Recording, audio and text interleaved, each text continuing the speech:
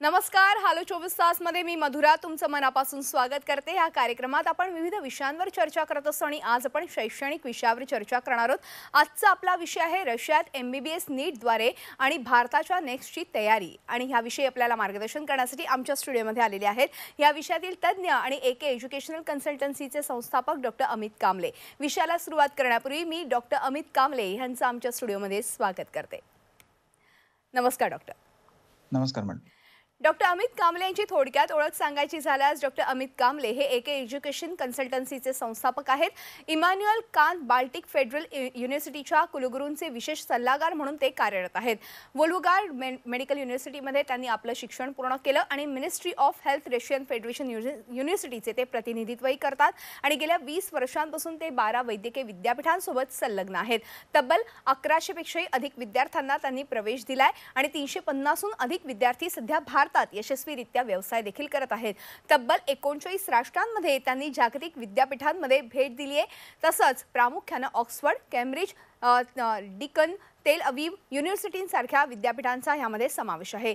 माजी राष्ट्रपती प्रतिभा पाटील यांच्या हस्ते त्यांचा सत्कार करण्यात आलाय. तसंच सुपर 30च्या आनंद कुमार यांच्या हस्ते देखील डॉक्टर कांबळे यांना गौरवण्यात आलंय. 2020 मध्ये रमेश सिप्पींच्या हस्ते दादासाहेब फाळके इंटरनॅशनल पुरस्कार देऊन त्यांना सन्मानित करण्यात आला आहे.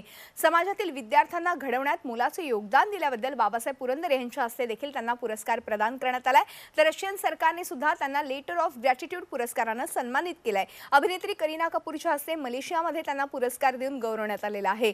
आणि त्याचबरोबर आज आपल्या या कार्यक्रमात इमॅन्युअल कांत बाल्टिक फेडरेशन युनिव्हर्सिटीचे काही पदाधिकारी देखील सहभागी होणार आहेत आणि आपण त्यांच्यासोबत युनिव्हर्सिटीच्या बद्दल अधिक माहिती जाणून घेणार आहोत. युनिव्हर्सिटीच्या नतालिया आणि इकेतेरिना शिलोवा यामध्ये सहभागी होणार आहेत आणि त्यांच्याकडून आपण एकूणच या युनिव्हर्सिटीविषयी माहिती जाणून घेऊया. त्याचबरोबर तिथे कशा पद्धतीची या कोरोनाच्या काळातही कशा पद्धतीने सुरक्षितता ठेवण्यात येणार आहे याबद्दलही जाणून घेणार आहोत या दोघांकडून. त्याचबरोबर डॉक्टर कांबळे यांच्याकडूनही आपण अधिक माहिती रशियामधल्या एकूणच शिक्षणाविषयी माहिती जाणून घेणार आहोत. तेव्हा लगेचच आपण चर्चेला सुरुवात करूया. डॉक्टर, पुन्हा एकदा स्वागत आहे. आणि अर्थातच रशियामध्ये MBBS करण्याची संधी खरं तर आज आपण गेल्या अनेक वर्षांपासून आपल्या भारतीय विद्यार्थ्यांना देत आहात. मला सांगा की सगळ्यात पहिला प्रश्न, रशियामध्ये जाऊन आपल्याला जर वैद्यकीय शिक्षण घ्यायचं असेल तर रशियामध्ये कुठली चांगली विद्यापीठं आहेत की जिथे जाऊन आपण वैद्यकीय शिक्षण घेऊ शकतो? मॅडम, प्रामुख्याने 2 टाईपचे विद्यापीठं आपल्याला बघायला मिळतात रशियामध्ये. एक आहेत स्टेट युनिव्हर्सिटीज आणि दुसरं आहेत फेडरल युनिव्हर्सिटीज. आणि ह्या कोरोनाच्या पार्श्वभूमीवर जर आपण फेडरल युनिव्हर्सिटीजची निवड जर झाली तर ती विद्यार्थ्यांच्या हिताच्या ह्याच्यासाठी जास्ती योग्य राहतील स्टेट युनिव्हर्सिटीपेक्षा, असं मला वाटतं. अगदी. अर्थातच आपण आता तुम्ही सांगितलं जसं फेडरल युनिव्हर्सिटीबद्दल मला जाणून घ्यायचं आहे आणि स्टेट युनिव्हर्सिटीबद्दल अगदी थोडक्यात काय फरक आहे या दोन्हीमधला? स्टेट युनिव्हर्सिटीज जे आहेत हे राज्याच्या अंतर्गत असतात आणि फेडरल युनिव्हर्सिटीज जे आहेत हे केंद्राच्या अंतर्गत ऑटोनॉमस ह्या युनिव्हर्सिटीज आहेत. स्टेट युनिव्हर्सिटीज ह्या 870 हून अधिक आहेत आणि फेडरल फक्त 10. केंद्राची सबसिडी जास्त असल्या कारणाने इन्फ्रास्ट्रक्चर, टीचिंग आणि तिकडची मेथोडॉलॉजी जी फेडरलची आहे ती जास्ती चांगली आहे स्टेटच्या तुलनेमध्ये. स्टेटमध्ये कसं होतं की सबसिडी जरी मिळत असेल तरी कसं होतं, त्यांचे सगळे जे इन्फ्रास्ट्रक्चर डेव्हलपमेंट किंवा टीचर्सचे पगार आणि बाकीचे डेव्हलपमेंट्स हे विद्यार्थ्यांच्या फी मधून आकारण्यात येते. फेडरल युनिव्हर्सिटीमध्ये जी टीचिंग सिस्टम आहे हे 3D टेक्निक्स जे रशियामध्ये दुसरीकडे कुठल्याच स्टेट युनिव्हर्सिटीजमध्ये वापरले जात जनरली नाही. त्याच्यानंतर सिम्युलेशन स्वतःचे क्लिनिक्स म्हणजे जसे डेव्हलप्ड कंट्रीजमध्ये वापरले जातात तसे सिम्युलेशन क्लिनिक्स असू देत, स्वतःचे डायग्नोस्टिक सेंटर्स आणि स्वतःच्या गव्हर्नमेंट वसतिगृहांमध्ये विद्यार्थी राहू शकतात. दोन्ही स्टेट युनिव्हर्सिटीज किंवा फेडरल युनिव्हर्सिटीज हे भारत सरकार मान्यता प्राप्त आहेत. मात्र फेडरल युनिव्हर्सिटीज ह्या ग्लोबली लिस्टेड युनिव्हर्सिटीज आणि रँकिंगमध्ये जास्ती अव्वल आहेत स्टेटच्या तुलनेमध्ये. आणि त्याच्यामुळे जेव्हा आपण अशा विद्यापीठांमधून जेव्हा पास आउट होतो तेव्हा आपल्याला पुढच्या पोस्ट ग्रॅज्युएशनचे असू देत किंवा रोजगारासाठी हे युनिव्हर्सिटीज जास्ती फायद्याचे ठरतील स्टेटपेक्षा. अगदी. आता तुम्ही खूप चांगला फरक खरं तर समजावून सांगितला. म्हणजे ज्या ज्या विद्यार्थ्यांना फेडरलमध्ये ॲडमिशन घ्यायची, ज्यांना स्टेटमध्ये ॲडमिशन घ्यायची त्या विद्यार्थ्यांचं एक म्हणजे कन्सेप्ट क्लिअर होईल कुठे आपल्याला ॲडमिशन घ्यायची. मात्र सर कलिंगड युनिव्हर्सिटीबद्दल मला जाणून घ्यायचं ह्या युनिव्हर्सिटीचं काय नेमकं वैशिष्ट्य आहे त्याविषयी? जसं मी सांगितलं, की सगळ्यात पहिलं हे फेडरल विद्यापीठ आहे. दुसरं हे रशियाच्या मोस्ट डेव्हलप्ड पार्ट म्हणजे युरोपियन पार्ट रशिया मध्ये हे विद्यापीठ असल्या कारणाने आपले खूप सारे विद्यार्थ्यांना स्टुडंट एक्सचेंज प्रोग्राम्स युरोपबरोबर खूप जास्ती डेव्हलप्ड आहेत. त्याचा फायदा नक्कीच आपल्या विद्यार्थ्यांना होणार आहे. अर्थातच डॉक्टर आत्ता आपण पाहिलं की कशा पद्धतीने तुम्ही हे सांगितलं आणि आपण काही व्हिडिओच्या माध्यमातून देखील आपल्या प्रेक्षकांपर्यंत हे दाखवण्याचा प्रयत्न करतो ह्या युनिव्हर्सिटीज कशा आहेत. मात्र ह्या युनिव्हर्सिटीमधले पदाधिकाऱ्यांपर्यंत आपण पोहोचण्याचा प्रयत्न केला, त्यांच्या काही प्रतिक्रिया जाणून घेण्याचा प्रयत्न केला. त्यांनी काय सांगितले जाणून घेऊयात. Kaliningrad is located in the heart of Europe on the shore of the Baltic Sea. Unique geography, preserved nature and modern infrastructure make the region the best place for study. Current situation in the world creates some obstacles for our students to get to the Kaliningrad region, but we do hope and expect the situation to get better soon, and when the borders are open again, students will be able to travel here by airplane. आत्ताच आपण खरं तर तिथल्याच एका पदाधिकारी आहेत त्यांच्या खरं तर प्रतिक्रिया जाणून घेतली. डॉक्टर मला ह्या निमित्ताने एक महत्त्वाचा प्रश्न विचारायचा आहे, कारण की इमॅन्युअल बाल्टिक फेडरल जी युनिव्हर्सिटी आहे मेडिकल युनिव्हर्सिटी ती भारत सरकार मान्य आहे का आणि त्याविषयी काय सांगाल? नक्कीच. Immanuel Kant Baltic Federal University ही भारत सरकार मान्यता प्राप्त आहे आणि ह्याची माहिती आपण www.nmcindia.org या वेबसाईटवरून आपण घेऊ शकतो. हं, हं. पण मग ह्या सगळ्याची माहिती तर आपण खरं तर ह्या सगळ्या वेबसाईटच्या माध्यमातून देतोच आहोत आणि त्याचबरोबर एके एज्युकेशन कन्सल्टन्सी देखील आपल्याला ह्या सगळ्याची माहिती देत आहे. ज्यांना कोणाला रशियामध्ये जाऊन MBBSचं शिक्षण घ्यायचं असेल त्यांनी खाली दिलेल्या नंबरवरती स्क्रीनवर दिसणाऱ्या नंबरवरती संपर्क साधायचा आहे. मुंबई त्याचबरोबर पुणे आणि उर्वरित महाराष्ट्रासाठी वेगवेगळे नंबर्स आहेत, त्या नंबरवरती तुम्हाला कॉल करायचा आहे. सर अजून एक महत्त्वाचा प्रश्न तो म्हणजे ह्यामध्ये ह्या युनिव्हर्सिटीमध्ये खास करून काही मेरिट स्कॉलरशिप उपलब्ध आहे का, त्याविषयी काय माहिती द्याल? नक्कीच. मेरिट स्कॉलरशिप ही गव्हर्नमेंटची नसून ही एक मेरिट क्रायटेरियावर डिसाईड करण्यात आलेली आहे. सेकंड वर्षापासून ही स्कॉलरशिप लागू होते सर्व विद्यार्थ्यांना.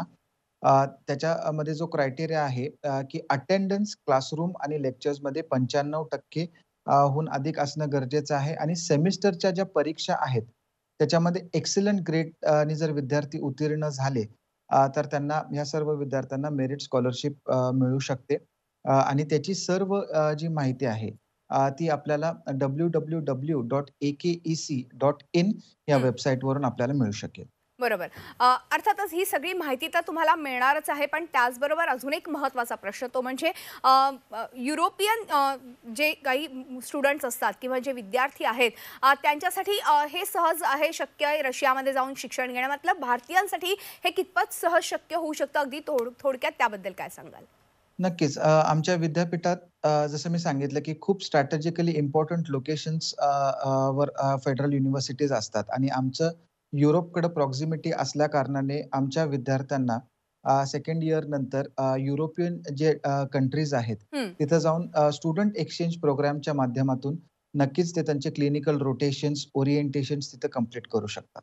बरोबर. आणि ह्याच संदर्भातली प्रतिक्रिया मनोगत आपल्यापर्यंत पोहोचलेला आहे. नतालिया ह्या युनिव्हर्सिटीच्या ज्या पदाधिकारी आहेत त्यांनी ह्याबद्दल काय माहिती दिलेली आहे पाहूयात आपण. Thanks to its geographical location, Immanuel Kant Baltic Federal University has managed to establish a wide international cooperation network, consequently offering its students a wide range of possibilities to go abroad during the period of their studies at the university. At the moment, the university is working hard to organize mobility to educational institutions of Germany and Poland, designed specifically for the students from India, to give them a chance to learn about the best practices and approaches in European healthcare. अगदीच आता आपण ऐकलं की Natalia यांनी ह्या सगळ्या संदर्भात माहिती दिलेलीच आहे आणि डॉक्टर अमित कांबळे आपल्या भारतीय विद्यार्थ्यांना खरं तर रशियामध्ये कशा पद्धतीने प्रवेश घेता येईल ह्याबद्दलही माहिती देतच असतात. AKAC या त्यांच्या कन्सल्टन्सीच्या माध्यमातून ते माहिती देतात. सर, अजून एक महत्त्वाचा प्रश्न म्हणजे आता जर रशियामध्ये जाऊन आपल्याला शिक्षण घ्यायचं आहे MBBSचं, तर ह्यासाठी प्रवेश पात्रता नेमकी काय आहे त्याविषयी काय सांगाल? सर्व विद्यार्थी हे 12वी उत्तीर्ण सायन्स स्ट्रीम मधून असणं अपेक्षित आहे. शिवाय सर्व विद्यार्थी हे नीट क्वालिफाईड असणं देखील गरजेचं आहे या युनिव्हर्सिटीमध्ये ॲडमिशन घेण्याकरिता. बरं, पण मग ह्या युनिव्हर्सिटीमध्ये आपण ॲडमिशन घेतली, आपला प्रवेश झाला, सगळं मान्य आहे. मात्र मग विद्यार्थ्यांच्या राहण्या-खाण्याची सोय आणि त्याचबरोबर अर्थातच सुरक्षितता हे सगळे मुद्दे फार महत्त्वाचे असतात. तर त्याविषयी काय सांगाल? नक्कीच. मी आपल्या माध्यमातून सर्वांना आवाहन करू इच्छितो, की आता या कोविडच्या पार्श्वभूमीवर जर आपण एखादं विद्यापीठ निवडलं असेल आणि जर तिथं विद्यार्थी गव्हर्नमेंट हॉस्टेल्समध्ये जर राहायची सुविधा नसेल आणि फ्लॅट्स किंवा अपार्टमेंट्स किंवा एजंट्सनी केलेल्या हॉस्टेल्समध्ये जर राहायची वेळ येत असेल, तर ते आपल्या सिक्युरिटीसाठी थोडंसं घातक असू शकतं. कारण हा कोर्स छोटा कोर्स नाहीये. 5-6 वर्षाचा हा कोर्स वेगळ्या-वेगळ्या कंट्रीजमध्ये आहे. इमॅन्युअल कांत बाल्टिक फेडरल युनिव्हर्सिटीजमध्ये स्वतः त्यांचे 7 डॉर्मेटरीज आहेत. मुलांचे आणि मुलींचे भारतीय सेपरेट हॉस्टेल्स आहेत. वायफाय इक्विप्ड हे हॉस्टेल्स आहेत. कम्फर्टेबल 2 आणि 3 सीटर रूम्स आहेत. भक्कम सुविधा आहे सिक्युरिटीची. 24/7 सिक्युरिटी गार्ड्स आहेत. मॉनिटरिंग विद्यार्थ्यांचं येण्या-जाण्याचे एंट्री एक्झिट पासेस त्यांच्याकडे असतात. स्विमिंग पूल ॲक्सेस आहे. त्याचप्रमाणे काही हॉस्टेल्समध्ये खालीच कॅन्टीन्स आहेत, कॅफेटेरियाज आहेत. त्याच्यानंतर रीडिंग रूम्स ची सुविधा आहे आणि एकंदरीत वातावरण हे स्टुडंट सेंट्रिक आणि स्टुडंट फ्रेंडली आहे आणि त्याच्यामुळं विद्यार्थ्यांना आणि त्यांच्या पालकांना अजिबात टेन्शन घेण्याचे काही गरज नाहीये जर त्यांचं admission Immanuel Kant Baltic Federal युनिव्हर्सिटीमध्ये झालं असेल तर. अगदी आणि अर्थातच आपण काही व्हिडिओच्या माध्यमातून दाखवतोय की कशा पद्धतीने तिथे राहण्याची सोय असणार आहे आणि सुरक्षेचा मुद्दा जर असेल तर त्या संदर्भातली देखील आपण प्रतिक्रिया जाणून घेणार आहोत. पाहूयात नेमकं काय म्हटलंय या पदाधिकाऱ्यानं. Every dormitory is equipped with the security and 24-hour CCTV monitoring systems as well as fire alarms. Moreover, the entrance is possible only with the usage of student cards. Students say they feel safe like home in our dormitories. Girls and boys are separated and live in different buildings. तेव्हा doctor, आत्ता आपण पाहिलं की सुरक्षा देखील रशियामध्ये खूप चांगली आहे आणि त्याचबरोबर आपले विद्यार्थी आत्तापर्यंत जाऊन तिथे राहून शिक्षण घेऊन स्वतः भारतात आता प्रॅक्टिसही करत आहेत. अनेक विद्यार्थ्यांना खूप चांगले असे अनुभव खरं आलेले आहेत भारतीय विद्यार्थ्यांना आणि ज्यांना कोणाला जर भारतात ॲडमिशन नाही मिळाली तर रशियामध्ये आता MBBS करण्याची संधी आता उपलब्ध झालेली आहे. ही कशा पद्धतीची प्रवेश प्रक्रिया असते ह्याबद्दल AKAC तुम्हाला मार्गदर्शन करणारच आहे. खाली दिलेल्या नंबरवरती तुम्हाला केवळ फोन कॉल करायचा आहे आणि ह्या संदर्भातली माहिती जाणून घ्यायची आहे. त्याचबरोबर प्रवेश प्रक्रियेबद्दल आणि स्वतः डॉक्टर अमित कांबळे हे तुम्हाला त्या ठिकाणी रशियामध्ये घेऊन जाणार आहेत. कोरोनाच्या काळातही खूप चांगल्या पद्धतीची सुरक्षा त्या ठिकाणी ठेवण्यात आलेली आहे. या सगळ्याबद्दल मला तर अजून तुमच्याकडनं बरीच माहिती जाणून घ्यायची कारण की पुढे जाऊन नेक्स्ट ही एक्झाम येणार आहे आणि खास करून MBBSच्या स्टुडंटसाठी ही फार महत्त्वाची परीक्षा असणार आहे. ह्याबद्दलही जाणून घ्यायचं आहे. पण एका छोट्याशा ब्रेकनंतर तेव्हा हॅलो 24 तासमध्ये वेळ झाली एका छोट्याशा ब्रेकची. कुठेही जाऊ नका, पाहत राहा आमचा खास कार्यक्रम हॅलो 24 तास. ब्रेकनंतर हॅलो 24 तास या आमच्या खास कार्यक्रमात आपलं पुन्हा एकदा स्वागत आणि आज आपण रशियात MBBS नेक्स्टद्वारे भारताच्या नेक्स्टची तयारी ह्याविषयी जाणून घेतो आणि माझ्यासोबत आहेत या विषयातले तज्ज्ञ डॉक्टर अमित कांबळे. आपण पुन्हा एकदा चर्चेकडे वळूयात. डॉक्टर, खरं तर ब्रेकवर जाण्यापूर्वी आपण एकूणच युनिव्हर्सिटीबद्दल जाणून घेतलं, त्या तिथल्या सुरक्षेबद्दल जाणून घेतलं. मात्र अजून एक महत्त्वाचा प्रश्न तो म्हणजे यावर्षी FMGEचा रिझल्ट तितकासा म्हणजे राज्याचा जो आहे तो नीटचा निकाल अपेक्षेपेक्षा कमी लागल्याचं पाहायला मिळत आहे. तर मग नेमकं ह्याचे काय परिणाम होऊ शकतात ह्याबद्दल काय सांगाल? नक्कीच. जर आपण बघितलं की 2 लँडमार्क निर्णय जे आहेत आता की म्हणजे मेडिकलला एंट्री जर पाहिजे असेल तर नीटच्या द्वारे एंट्री होऊ शकते आणि जर मेडिकल प्रॅक्टिस करायची असेल तर आता विद्यार्थ्यांना नेक्स्ट ह्या परीक्षेला सामोरं जावं लागणार आहे. सो ऑफकोर्स हे कशासाठी करण्यात आलेलं आहे की क्वालिटी आणि स्किल्ड डॉक्टर्स आपल्या देशाला मिळावेत. ऑफकोर्स कोविडच्या पार्श्वभूमीवर दोन्ही परीक्षा झाल्या. म्हणजे नीट परीक्षा झाली आणि FMG परीक्षा जूनमध्ये झाली. निकाल तितकासा सॅटिस्फॅक्टरी येऊ शकला नाहीये. कारण हे समजून घेण्याची गरज आहे की स्ट्रेस लेव्हल्स विद्यार्थ्यांचे नक्कीच थोडेसे वाढलेले होते. आणि MBBSचा हा जो करिक्युलम आहे हा मोठा असतो. आणि प्रॅक्टिकल्स मध्ये कोण चांगलं असतं, कोण थिअरॉटिकल नॉलेजमध्ये चांगलं असतं आणि कुणाचे जे आहेत वायवाजमध्ये चांगलं असतात. मात्र MCQs हा पॅटर्न सर्वांना तसा जमेलच असा नसतो आणि त्याच्यामुळं नक्कीच थोडासा रिझल्ट कमी लागलेला आहे. हे लक्षात यायच्या अगोदरच आम्ही आमच्या विद्यापीठामध्ये नॅशनल एक्झिट टेस्टची जी तयारी आहे ही पहिल्या वर्षापासूनच चालू केलेली आहे. क्या बात आहे. आणि अर्थातच याचा फायदा आपल्या विद्यार्थ्यांना होणार आहे.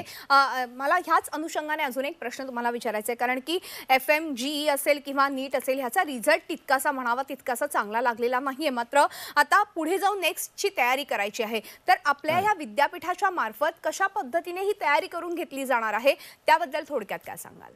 नक्कीच. जर बघायला गेलं तर Immanuel Kant Baltic Federal University ही वर्ल्ड हेल्थ ऑर्गनायझेशन अप्रूव्ड आहे.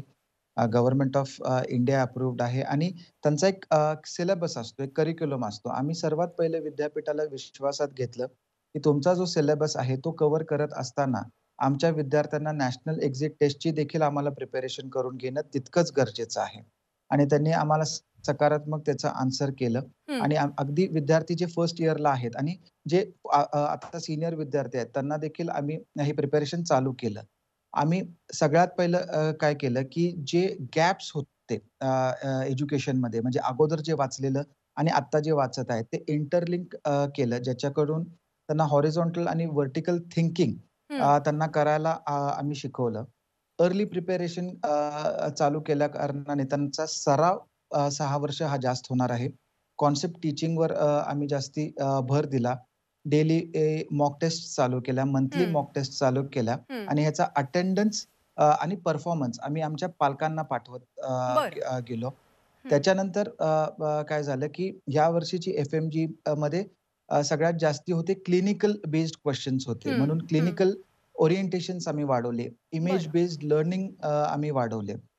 आणि एक स्टँडर्डाइज्ड स्टडी मटेरियल जे इंडियन बुक्स आहेत आणि एक स्टडी मटेरियल आम्ही त्यांना प्रोव्हाईड केलं. आणि सगळ्यात महत्वाचं काय झालं, की बरेचसे अफवा ह्या दरम्यान येत होते, की आता आपण पोस्ट ग्रॅज्युएशनला दुसऱ्या कंट्रीमध्ये जाऊया किंवा आपण नेक्स्ट एक्झाम अव्हॉइड करूया.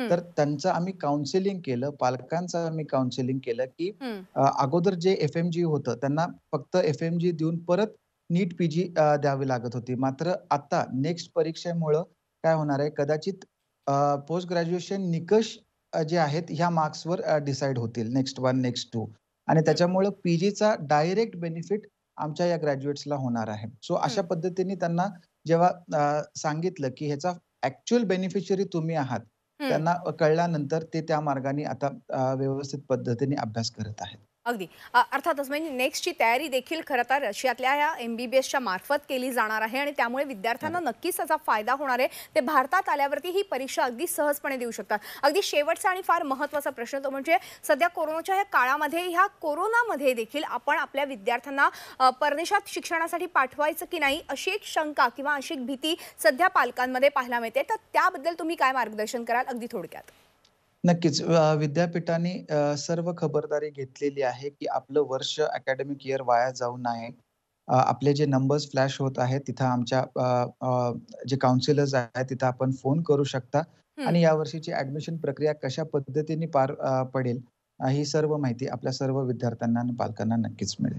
अगदी. आणि ज्यांना कोणाला रशियामध्ये जाऊन MBBS करण्याची इच्छा असेल, ज्यांना कोणाला ही संधी मिळत आहे, तर नक्कीच त्यांनी AKEC मध्ये जाऊन ॲडमिशनची प्रक्रिया नेमकी काय आहे ती समजून घ्यावी आणि AKEC मार्फत खरं तर तुम्ही ही ॲडमिशन घेऊ शकता. कारण की आज आपण पाहिलं तर भारतात सध्या फेक एजंट्सची काही कमतरता नाही आहे. मात्र ह्या फेक एजंट्सला तुम्ही भुलू नका आणि अर्थातच AKEC ह्या संस्थेतर्फे तुम्ही रशियामध्ये उत्तम प्रकारे खरं तर चांगल्या युनिव्हर्सिटीमध्ये MBBSचं शिक्षण घेऊ शकता. सर, वेळ संपल्यामुळे आज आपल्याला इथेच थांबावं लागतंय. मात्र तुम्ही आलात आणि खूप छान आणि मोलाचं मार्गदर्शन आमच्या प्रेक्षकांना केलं त्याबद्दल मनपूर्वक आभार. थँक्यू. आणि यानंतर हॅलो 24 तास या आमच्या खास कार्यक्रमात आज आपण इथे संपतो. तुम्ही पाहत राहा आमचा खास कार्यक्रम हॅलो 24 तास.